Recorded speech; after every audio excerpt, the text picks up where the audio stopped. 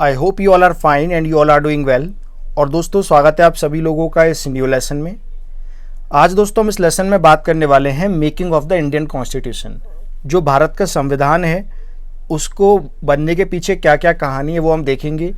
ये जो वीडियो है काफ़ी क्रिस्पी वीडियो रहेगा। इसमें हम लोग सिर्फ इम्पॉर्टेंट चीज़ें कवर करेंगे क्योंकि बातें बहुत सारी हैं करने के लिए, लेकिन अगर इस वीडियो को मैं उन सभी बातों को कवर करते हुए बनाऊंगा तो वीडियो बहुत बड़ा हो जाएगा। ये वीडियो सब कुछ कवर कर लेगा और आपको पूरा सब समझ में आ जाएगा कि किस तरह से हमारा संविधान बना, क्या क्या उसके इंपॉर्टेंट पॉइंट्स हैं, सब बातें हम लोग इसमें डिस्कस करेंगे। अगर आपको वीडियो अच्छा लगता है दोस्तों तो आप वीडियो को ज़रूर लाइक करिए और आपके जो भी दोस्त हैं उनके साथ शेयर ज़रूर कर दीजिएगा। आपके जो ग्रुप्स हैं व्हाट्सएप पर, फेसबुक पर, उधर शेयर कर दीजिए। तो जानते हैं हमारा संविधान कैसे बना। सबसे पहले पूरा बैकग्राउंड देखते हैं। बेसिकली हमारा जो संविधान है दोस्तों, उसे बनाने की जिम्मेदारी मिली थी हमारी संविधान सभा को, जिसको हम लोग कॉन्स्टिट्यूएंट असेंबली कहते हैं। इस असेंबली को बनाया गया था, एक मिशन लाया गया जिसका नाम था कैबिनेट मिशन। कैबिनेट मिशन के अंडर एक कॉन्स्टिट्यूएंट असेंबली बनाई गई थी और इस असेंबली का ही काम था कि ये भारत का संविधान बनाए। लेकिन इस असेंबली की जो सबसे पहला आइडिया दिया गया था, जिसने सोचा था कि भारत के संविधान बनाने के लिए एक असेंबली होनी चाहिए, उनका नाम था M.N.. Roy. So M.N.. Roy was the first person who thought about the constituent assembly. कब? 1934 में। आप देख सकते हैं 1934 में सोचा था और 1946 में आकर हमारी संविधान की जो असेंबली थी वो बनी थी, संविधान की हमारी सभा बनी थी, right. So the demand for the Constitutional Assembly, which was raised by the M.N. Roy in 1934, finally accepted by the British. इसको फाइनली ब्रिटिशर्स ने एक्सेप्ट किया कब? अगस्त ऑफ 1940 में। 1940 में जो देन वायसरॉय थे लॉर्ड लिलिंथ को, उन्होंने ये एक ऑफर दिया था कि 1940 में कि ठीक है हम आपके लिए कॉन्स्टिट्यूएंट असेंबली बनाएंगे। इसके पीछे का रीज़न आपको पता होगा, उस वक्त वर्ल्ड वॉर 2 चल रही थी और जो ब्रिटिशर्स थे वो इंडिया का सपोर्ट चाहते थे। इसलिए उन्होंने ये ऑफ़र दिया कि ठीक है हम आपके संविधान को बनाने के लिए संवैधानिक सभा का गठन करेंगे। तो याद रखिएगा पहली बार किसने सोचा था? एम.एन. रॉय ने 1934 में। और ब्रिटिशर्स ने कब इसको एक्सेप्ट किया था? अगस्त ऑफ 1940 में, यानी कि 6 साल बाद उन्होंने एक्सेप्ट कर लिया। तो दोस्तों जब कैबिनेट मिशन आया तो उसके अंडर जो पूरा इंडिया था उसमें सीट कुछ इस तरह अलाउ की गई, यानी कि जो असेंबली होगी उसमें सीट किसकी कितनी सीट होंगी। जो ब्रिटिश इंडिया के प्रोविंसेस थे, जो टोटल नंबर ऑफ 11 थे, उसमें सीट होंगी 292। प्रिंसली स्टेट थी जो, जिसमें रजवाड़ों का राज था, जहाँ राजा राज करते थे। जैसे कि आपको पता होगा हमारा पार्टीशन से पहले जम्मू कश्मीर, जूनागढ़, ये रजवाड़े थे। तो टोटल उसमें उनकी सीट जो होंगी वो होंगी 93। और जो चीफ कमिश्नर के प्रोविंसेस थे इंडिया में, उनकी सीट होंगी 4। इस तरह दोस्तों उस वक्त हमारी जो संवैधानिक सभा थी, जो कॉन्स्टिट्यूएंट असेंबली थी, उसमें टोटल सीट थी, इन सबको आप ऐड कर दीजिए, 389 हमारी टोटल सीट थी उस वक्त संवैधानिक सभा में। तो उम्मीद है आपको ये बेसिक समझ में आया होगा। और दोस्तों ये जो सभा थी इसमें गांधी जी ने पार्टिसिपेट नहीं करा था, प्लीज़ नोट करिए, Gandhi ji was not the member of constituent assembly. अब बात करते हैं, इसको बनाने के लिए कुछ कमेटी बनाई गई थी, हमारे संविधान को बनाने के लिए कुछ कमेटीज़ बनाई गई थी। तो जो कमेटीज़ थी दोस्तों ये बेसिकली 2 तरह की थी। एक थी मेजर कमेटी और दूसरी थी माइनर कमेटीज़। कुछ कमेटी जो थी जो इम्पोर्टेंस रखती थी उन्हें मेजर कमेटीज़ नाम दिया गया, और दूसरे टाइप की जो थी जो कम इम्पोर्टेंस रखती थी उन्हें माइनर कमेटी का नाम दिया गया।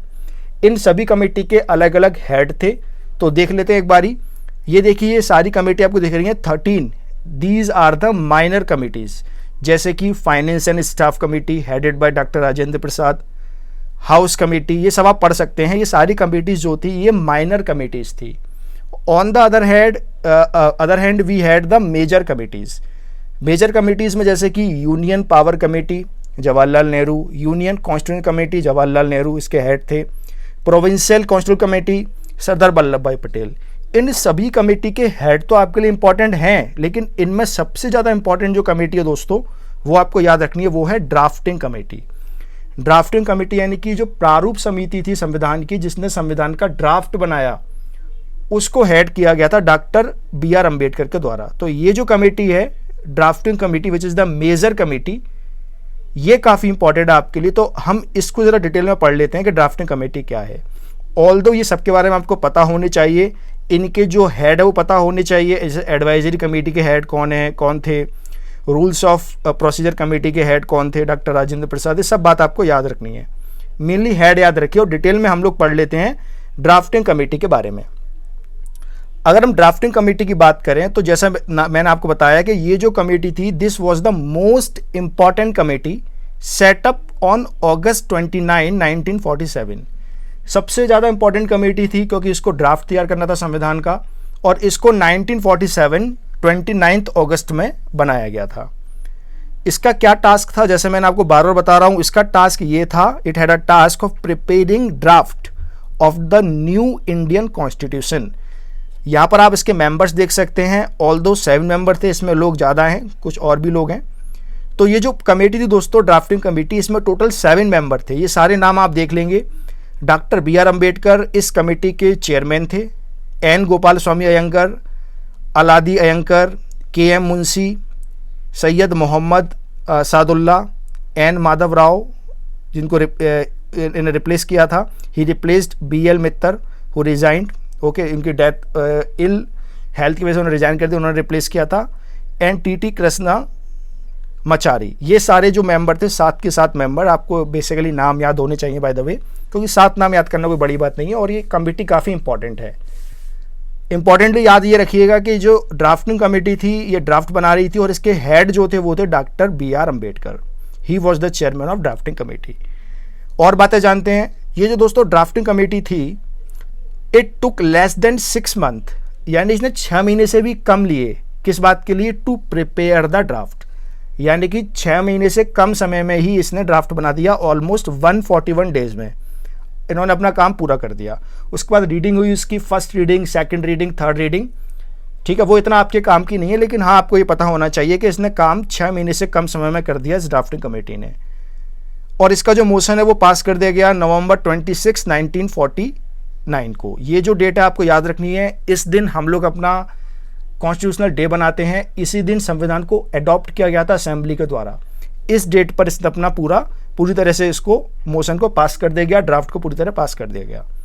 So the constitution was adopted on, जैसे मैंने बताया, इस डेट को ही नवंबर 26, 1949 को हमारे संविधान को अडॉप्ट किया गया था। उस वक्त हमारे संविधान में प्रीएम्बल था, 395 आर्टिकल्स थे और 8 शेड्यूल थे।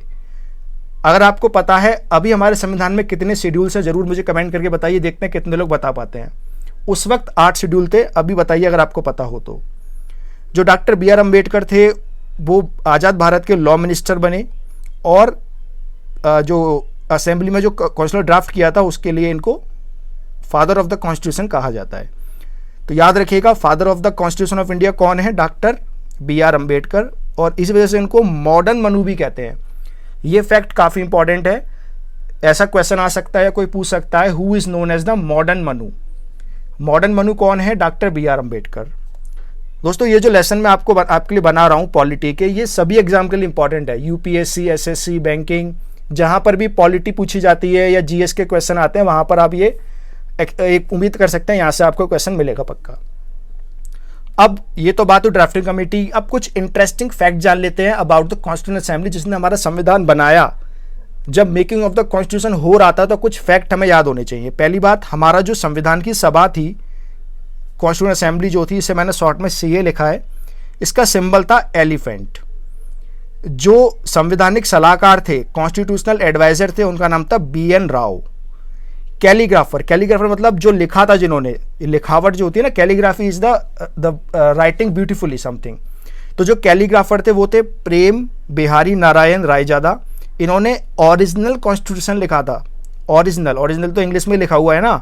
और हिंदी के कैलीग्राफर थे वसंत किशन वैद्य। वसंत किशन वैद्य जो थे, कृष्णन वैद्य जो थे, ये थे कैलीग्राफर ऑफ हिंदी। नाम याद रखिएगा, Prem Behari for English and Vasant for Hindi. इसके बाद जो ब्यूटीफाई और डेकोरेट किया है, आपने अगर संविधान की बुक देखी ओरिजिनल वाली तो वो काफ़ी अच्छे तरीके से ब्यूटीफाइड की हुई है। इसे ब्यूटीफाइड किया गया था नंदलाल बोस एंड ब्योहर राम मनोहर सिन्हा के द्वारा। जो हमारी सभा थी दोस्तों, संवैधानिक सभा थी, उसने 11 सेशन लिए और लगभग 60 अलग अलग देशों से उन्होंने कुछ ना कुछ लिया, यानी कि 60 अलग अलग देशों के उन्होंने संविधान को छाना और उसके बाद हमारा संविधान बना के तैयार किया। The constitution assembly work as both law maker and constitution maker, यानी कि ये कम लोगों को बात पता है, हमारी संवैधानिक सभा ने डुअल काम करे थे। उसने हमारा संविधान भी बनाया, साथ में पार्लियामेंट की तरह काम करके लॉ भी बनाए। ये आप एक कॉपी देख सकते हैं संविधान की, और किस तरह से इसको ब्यूटीफाई किया गया है ये आप देख सकते हैं। ये प्रियम्बल लिखा हुआ है यहाँ पर, हिंदी में भी इंग्लिश में भी। सो दोस्तों, that's all about this video. अगर आपको वीडियो अच्छा लगा है तो वीडियो को लाइक जरूर करिएगा, शेयर करिए अपने दोस्तों के साथ। कोई इंप्रूवमेंट आप चाहते हैं मैं करूँ तो आप जरूर मुझे कमेंट करके बताइए। चैनल को अगर अब तक आपने सब्सक्राइब नहीं किया है जरूर सब्सक्राइब कर लीजिएगा, और मुझे इसके अलावा आप टेलीग्राम पर, इंस्टाग्राम पर फॉलो कर सकते हैं। Thank you so much, take care, bye bye.